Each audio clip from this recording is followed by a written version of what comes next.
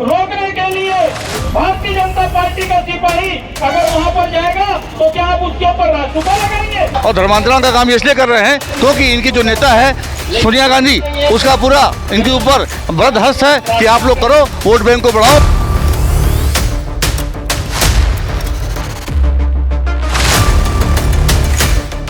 भूपेश बघेल जी आज पूरी के पूरी मशीनरी हाथों में खेल रहे हैं। भूपेश बघेल के आंकड़े हर मामले में फेल हैं। आज कोयला दलाली हो रही है, रेती दलाली हो रही है। आज 3 उनके कलेक्टर अंदर हो गए हैं।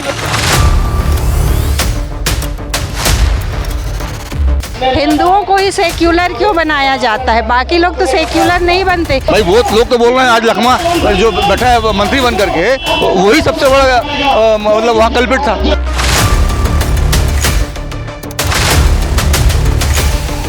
भारत से रखना चाहते थे तो सारे के सारे लोग षड्यंत्र पूर्वक समाप्त कर दिए थे। उसी रास्ते पर इंदिरा गांधी चली, उसी रास्ते पर राजीव गांधी चले, उसी रास्ते पर भूपेश बघेल चल रहा है।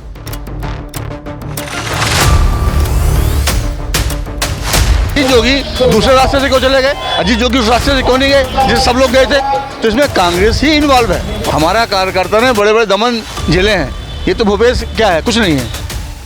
छत्तीसगढ़ में भारतीय जनता पार्टी धर्मांतरण के मसले पर लगातार अपनी गतिविधियां तेज कर चुकी है और राज्य के जिलों में भूपेश सरकार की जो गतिविधियां हैं उनका विरोध भी हो रहा है। और साफ तौर पर यह इल्ज़ाम है कि जो भूपेश सरकार है वो धर्मांतरण के पक्ष में कहीं ना कहीं काम कर रही है। तो इस बारे में बातचीत करने के लिए ब्रजेश बिस्फोरिया जी हैं। साफ तौर पर भूपेश जी के ऊपर इल्ज़ाम लगा रहे हैं कि धर्मांतरण का जो मसला है सबसे ज़्यादा उनके राज में हुआ, जबकि वो कह रहे हैं कि ये जो मसला है ये बीजेपी की राज में ज़्यादा हुआ, आंकड़े देने को तैयार हैं। तो इसमें जवाब क्या है? आज जो स्थिति दिख रही है, 300 ईसाई मिशनरी के लोगों ने आदिवासियों पर हमला किया, मुकदमा बन रहा है 6 लोगों के ऊपर, और जो आदिवासी अपनी रक्षा कर रहे थे उसमें 60 लोगों को मुकदमा बना, और हमारे जिलाध्यक्ष को वहां पर अंदर कर दिया गया और साथ में 60 लोगों को। और आज इसके लिए जब हम लोगों ने बात की तो कोई सुनने को तैयार नहीं है। आज पूरे प्रदेश के अंदर इस बात को बोला जा रहा है कि ईसाई मशीनरियाँ जगह जगह, अभी आपको याद हो खुर्दीपार में एक सरदार ने ईसाई लोगों के चर्च बनाया, उसकी कंप्लेंट हुई, एडिशनल एसपी के पास गए, एसपी के पास गए, तब बहुत मुश्किल से वहाँ उसको रोका गया।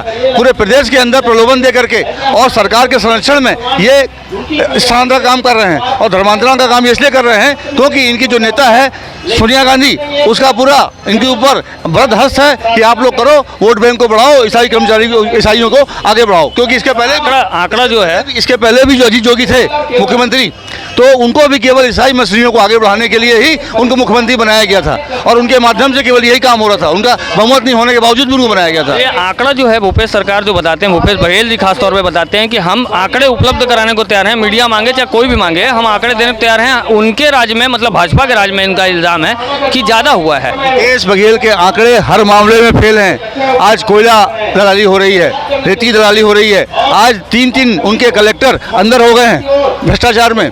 उनकी सेक्रेटरी सौम्या चौरसिया की वो 5 करोड़ की संपत्ति पाई गई है और अभी उनके मकान पे कब्जा चल, मकान जो बन रहा है उसका भी अभी पूर्ति नहीं हुई है और वो 5 करोड़ से ऊपर वहाँ खर्च कर चुकी है। इस प्रकार से पूरा का पूरा शासन तंत्र और प्रशासन तंत्र भ्रष्टाचार में लिप्त है। और आज ये ईसाई मशीनरियों के माध्यम से जो पैसा आ रहा है बड़ी तादाद में, इसमें भी ये कमीशन खा रहे हैं और ईसाई मशीनरी को आगे बढ़ाने का काम कर रहे हैं। और ये जिनके जो भी आंकड़े हैं जो बता रहे हैं भाजपा के समय ज़्यादा हुआ है, ये टोटली आंकड़े इनके गलत हैं। जैसे कि 4 साल का कार्यकाल में भारतीय जनता पार्टी पे ये भी कहना है कांग्रेस पक्ष का कि जो चुनाव का समय आ गया उस वजह से ये चीज़ें गर्म हो रही हैं और इन चीज़ों को गर्माहट लाई जा रही है। तो 4 साल के पहले भी अपन इन चीज़ों को रेस कर सकते थे, इन विषयों पे लगातार प्रभावशाली तरीके से विरोध कर सकते थे। भारतीय जनता पार्टी हमेशा से धर्मांतरण का विरोध करती रही है और आज 4 साल वाली बात नहीं, 4 साल में इनने उसको एकदम चरम पर पहुँचा दिया है। और भारतीय जनता पार्टी हर स्तर पर, स्थानीय स्तर से लेकर के प्रदेश स्तर तक और राष्ट्रीय स्तर तक इस मुद्दे पर विरोध करती रही है और करती रहेगी। जो एनएसए की बात हो रही है अभी, जैसे जिलेवार जो कलेक्टर को आदेश आया हुआ है उसको भी आप लोग विरोध के तौर पे ले रहे हैं और साफ तौर पर कह रहे हैं कि जो एनएसए वाली बात है, जो सीएम के द्वारा जो एक पक्ष रखा गया है, कहा गया है, कलेक्टरों को आदेश किया गया है, वो गलत है। भूपेश का इरादा साफ है। जो भारतीय जनता पार्टी और हिंदू संगठन के लोग आक्रामक होकर के काम करते हैं, जो इस मुद्दे पर लड़ते हैं सरकार से, उनको रोकने के लिए और राष्ट्रीय सुरक्षा अधिनियम के तहत उनको अंदर करके हतोत्साहित करने का काम है, ताकि धर्मांतरण का काम रोकने का जो लक्ष्य लेके चल रहे हैं हम लोग वो रुके, और ईसाई मिशनरियों के माध्यम से जो धर्मांतरण हो रहा है उसको प्रश्रय मिले और वो सब कांग्रेस का वोट बैंक बने। ये जो मिशनरियों की बात हो रही है, आप कह रही थी, आपको हम लोग सुन रहे थे, तो इसमें मिशनरियों का कितना, आपको क्या लगता है कितना प्रभाव, ऐसा कहना है कि हिंदुओं को अब हिंदुओं से अलग करना चाह रहे हैं, इस तरह की जो आप इल्ज़ाम लगा रहे थे, उनमें क्या किस हद तक सच्चाई है, क्या कहना है? बहुत सच्चाई है। आप उनके भाषण सुन लीजिए, उनके व्हाट्सएप पे मैसेज देख लीजिए। ओबीसी को कहा जाता है कि आप हिंदू नहीं हो, हम ओबीसी ग्रुप में हैं ना, कई ग्रुप में, तो यही संदेश बहुतों का रहता है कि ओबीसी हिंदू नहीं है, आदिवासी हिंदू नहीं है, तो अलग करने की साजिश। देखिए, हिंदुओं को ही सेक्युलर क्यों बनाया जाता है, बाकी लोग तो सेक्युलर नहीं बनते। सेक्युलर जो है वो प्रथम सीढ़ी है धर्मांतरण की। सेक्युलर होने के बाद आदमी नहीं समझता कि मैं हिंदू रहूं, चाहे मुस्लिम रहूं, चाहे ईसाई रहूं, तो इसलिए पहले सेक्युलरवाद का वो लोग नारा देते हैं, उसके बाद फिर धर्म परिवर्तन आसान हो जाता है। आरोप आप लोग भी लगाते हैं और आरोप कांग्रेस की ओर से भी लगाए जाते हैं, तो इनके बीच में जो सच है वो कैसे तलाशेगी जनता, कैसे समझ में आएगा लोगों को कि कौन ज़्यादा गलत है, कौन ज़्यादा सही है? भाई ये तो समझ में तब आएगा कि जो सरकार पहले बैठी थी उसने धर्मांतरण करने वालों को प्रश्रय नहीं दिया कभी, लेकिन ये जो सरकार है ये धर्मांतरण करने वालों को प्रश्रय दे रही है। मैंने आपको बताया खुर्शीबार का दौरान अभी कई गाँवों में साहू लोगों के पास में प्रलोभन देकर करवाया गया।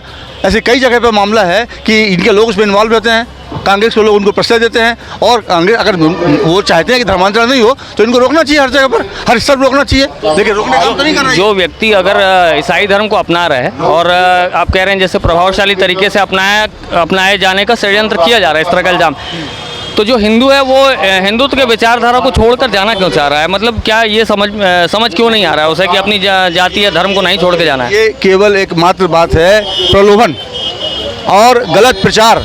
जैसे हमारे हिंदू देवी देवताओं के बारे में गलत प्रचार करना, उनको वो बोलते हैं हमारा एक ही हिंदू है, हमारा एक ही यीशु है, आपके 33 करोड़ देवी देवता हैं, देखो हम हमारा यीशु को लेके हम खड़े हैं, आपको दवाई दिया कल आपको आराम मिल जाएगा। इस टाइप की प्रार्थना सभा बुलाते हैं, प्रार्थना सभाओं के माध्यम से हिंदू धर्म के बारे में गलत प्रचार करते हैं और अपनी गलत बातों को सही बताने का काम करते हैं। ये एक थोड़ा सा, और सबसे ज़्यादा इनका जो काम होता है वो आदिवासियों के बीच में होता है, ओबीसी वर्ग के बीच में होता है और जंगली इलाके में होता है, जहाँ मिशनरियाँ गलत भ्रामक प्रचार करके और उनको अपने साथ में लाती हैं। इससे जातिगत बंटवारे का असर नहीं पड़ेगा पार्टी पे आप लोगों की? जैसे कि पहले मुस्लिम वर्ग एक अलग विरोधाभास था, अब जो है मिशनरी के खिलाफ भी एक बातें हो रही हैं, और जो है राहुल गांधी का यही कहना है, वो इसी बात की लीड ले जाते हैं कि वो कह रहे हैं कि वो भारत जोड़ो यात्रा चला रहे हैं, सारे लोगों को जोड़कर चलना चाह रहे हैं। कांग्रेस ने 60-65 साल शासन किया, उसका आधार ही केवल आदिवासी, मुस्लिम और क्रिश्चियन, इनको लेके उसने शासन किया है, और आज उसका वो आधार पूरा खिसक गया है। लोग इस बात को समझने लगे हैं कि कांग्रेस हमको केवल जातिवाद में भिड़ा करके और अपना काम कर रही थी, इसीलिए आज कांग्रेस की दुर्गति हो गई है कि मात्र 2 प्रदेश में उसकी सरकार है, आज जो स्थिति बनी है उसकी। और इस बात को लोग अच्छे समझ रहे हैं अब कि इनके पास आधार बचा नहीं है, इनका जो आधार था ईसाइयों का, मुस्लिमों का, आदिवासियों का, एससी का, इन सब को लोग समझ करके उनसे दूर हो रहे हैं। एक अंतिम सवाल है, इसमें निष्कर्ष कैसे निकलेगा, मतलब कैसे अंत हो सकता है ये जो विरोधाभास है उसका अंत, और सार्थक अंत कैसे हो सकता है? इसका सार्थक अंत इस प्रकार से है, हमारे जो हिंदू संगठन के लोग हैं वो लगातार गाँव में घूम रहे हैं, गाँव में घूम करके लोगों को बतला रहे हैं कि आपके साथ में गलत कैसे हो रहा है और आपको लालच दिया जा रहा है। तो लोगों को जो बात समझ में आ रही है कि भाई हमको वापस अपने हिंदू धर्म में आना है, और बहुत सारे हिंदू लोग अपने वापस आ रहे हैं केवल इसी बात को समझ करके। जिनको गलत फहमी में चले गए थे, वो जिनको उन लोगों ने बेवकूफ़ बनाया था, उनको लालच दी थी या धमकी दी थी, जैसा भी दिया था, वो आवाज़ समझ में आ रही है और हिंदू लगातार बस्तर क्षेत्र में और बाकी क्षेत्रों में लगातार वापस आ रहे हैं। एक अंतिम सवाल है, जैसे कि जो पिछला चुनाव था उसमें भाजपा को सरगुजा और बस्तर से काफ़ी करारी शिकस्त मिली थी, तो क्या आदिवासी वोटरों को जोड़ना चाहते हैं आप लोग, या आदिवासी वोटरों के मन में एक सिंपैथी पैदा करना चाहते हैं कि आप हमारे से जुड़े रहिए, उसका फ़ायदा मिलेगा? मैं आपको बता रहा हूँ कि आदिवासी क्षेत्रों में और बस्तर क्षेत्र में, सरगुजा क्षेत्र में, बाकी क्षेत्रों में जो नक्सली गतिविधियां चली हैं, भाजपा के ज़माने में कम हुई हैं, अभी नक्सली फिर चालू हो गए और वो सब कांग्रेस के ज़माने में चला है। तो नक्सलियों को ये कई प्रकार से फ़ायदा पहुंचाते हैं और नक्सलियों की और ईसाई मशीनरी की मिली भगत है, दोनों मिल करके। सवाल और जुड़ जाता है इसमें, जैसे कि साजिश आप बता रहे हैं, झीरम घाटी हमला हुआ था, झीरम घाटी हमले के बाद में न कांग्रेस ने एनआईए के जांच के आदेश दिए थे। अभी केंद्र में भाजपा की सरकार है, एनआईए राष्ट्रीय एजेंसी है, एनआईए को ये पूरा अधिकार है जांच करके जो भी नक्सल हमला हुआ था उसके जो तथ्य हैं वो सामने लाए जाएं। अभी तक ये नहीं आ पाया। एनआईए ने अपनी इंक्वायरी की है, उसमें बहुत लोगों से उसको विटनेस चाहिए थे, जो लोग वहाँ उपस्थित थे वो लोग अपनी गवाहियों से मुकर गए हैं, गवाही पूरी तरह से दे नहीं रहे हैं वहाँ पर, उनको एनआईए को सहयोग नहीं कर रहे हैं, इसलिए दिक्कत हो रही है। एनआईए को अगर पूरा सहयोग किया होता तो रिपोर्ट कब किया जाती। और जो लोग वहाँ विटनेस थे जो कांग्रेस के लोग ही हैं, भाई बहुत लोग तो बोल रहे हैं आज लखमा जो बैठा है मंत्री बन करके वही सबसे बड़ा मतलब वहाँ कल्पित था, उसको क्यों नहीं मारा लोगों ने, केवल पटेल जी को क्यों मारा, ये सारी बात है। और कहाँ से उसको मोटरसाइकिल मिल गई वहाँ पर जाने के लिए, तो ये सारी चीज़ें हैं। और अजीत जोगी दूसरे रास्ते से क्यों चले गए, अजीत जोगी उस रास्ते से क्यों नहीं गए जिससे सब लोग गए थे, तो इसमें कांग्रेस ही इन्वॉल्व है इस पूरे मामले में। कांग्रेस ही इन्वॉल्व है, उनको सजा मिलना चाहिए। लेकिन जानबूझ के लोग कॉपरेट नहीं कर रहे ना, जो एनआईए इनसे चाहती है पूछना वो जवाब नहीं दे रहे हैं, पलटी खा जा रहे हैं, इससे दिक्कत हो रही है। अच्छा, ये लड़ाई आगे कहाँ तक जाएगी? लड़ाई जाएगी अंतिम स्तर तक, अंतिम स्तर तक जाएगी लड़ाई ये। अभी आज जिला स्तर पर झंडा दिया है हमने, इसके बाद जरूरत पड़ेगी तो और आगे बढ़ाएंगे, हम ब्लॉक स्तर पे आएंगे, बूथ स्तर पे आएंगे। लेकिन उस बीच में जो विरोधाभास है उस चक्कर में एनएसए की धारा लगती जाए कार्यकर्ताओं पे, तो फिर कैसे करेंगे? लगेगी तो निपटेंगे ना, उसमें क्या दिक्कत, हमारा कार्यकर्ता कमज़ोर नहीं है, हमारा कार्यकर्ता ने बड़े बड़े दमन झेले हैं, ये तो भूपेश क्या है, कुछ नहीं है, इसकी कोई चिंता नहीं हमको। भारतीय जनता पार्टी के साफ तौर पर जो स्टैंड है आपके सामने है, साफ तौर पर कहना है कि जो भूपेश सरकार है कांग्रेस की, उनके द्वारा जो मिशनरी गतिविधियां हैं उन्हें आगे बढ़ाने की कोशिश की जा रही है, जिसके विरोध में ये चीज़ें हो रही हैं, धरना प्रदर्शन वगैरह। और साफ तौर पर ये भी कहना है कि ये लड़ाई अभी थमेगी नहीं, जो भाजपा का विरोध है वो लगातार आगे इसी तरह से चलता रहेगा। और तीखे इल्ज़ाम लगाए हैं साफ तौर पर, इन इल्ज़ामों की सफाई में भी अब कांग्रेस को कोई ना कोई पक्ष अपना सामने लाना होगा। नेशनल फर्स्ट एबीके न्यूज़ के लिए छत्तीसगढ़ के दुर्ग जिले से मैं शशिकांत तिवारी।